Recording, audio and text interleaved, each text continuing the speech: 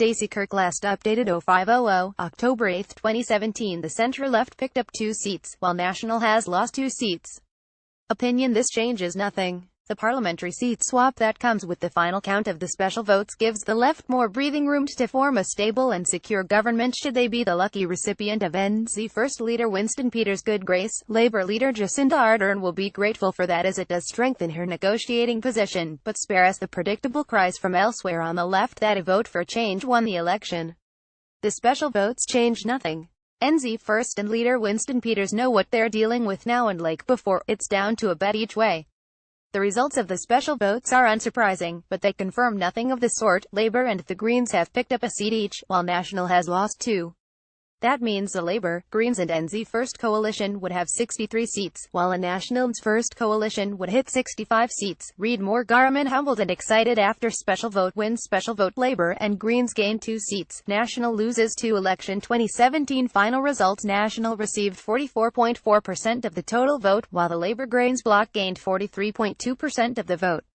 If we want to get technical, it shows that in a numbers sense the strongest vote, although not a majority vote, went to the status quo.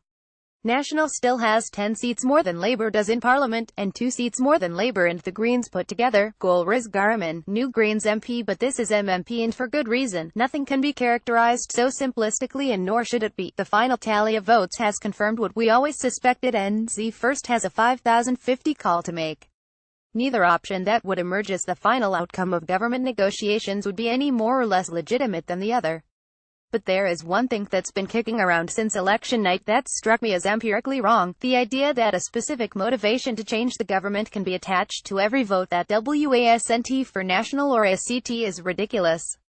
Every vote for Labour and the Greens, perhaps those who vote Labour clearly don't want National, and given how much the Green vote collapsed to its base, then sure. It's unlikely any voter who wanted a national government but was sympathetic to Green policies would have voted Greens in this most fast-paced the post of MMP elections either. National leader Bill English is not taking anything for granted.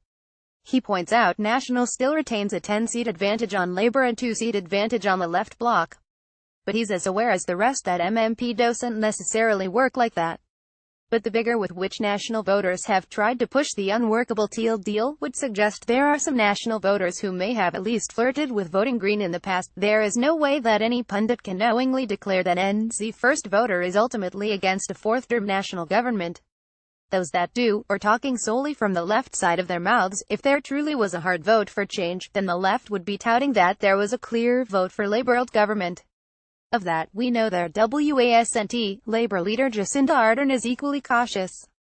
She says the final result is closer to the result she would have liked on the night, and reinforces Labour's mandate to negotiate.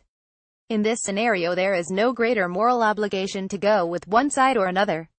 NZ First has a decision to make based on a straight weigh-up of policy concessions, portfolio concessions, and its own party's longevity. The mood of the nation doesn't come into it because it simply can't be known with any level of certainty. Either way, half the country will be annoyed.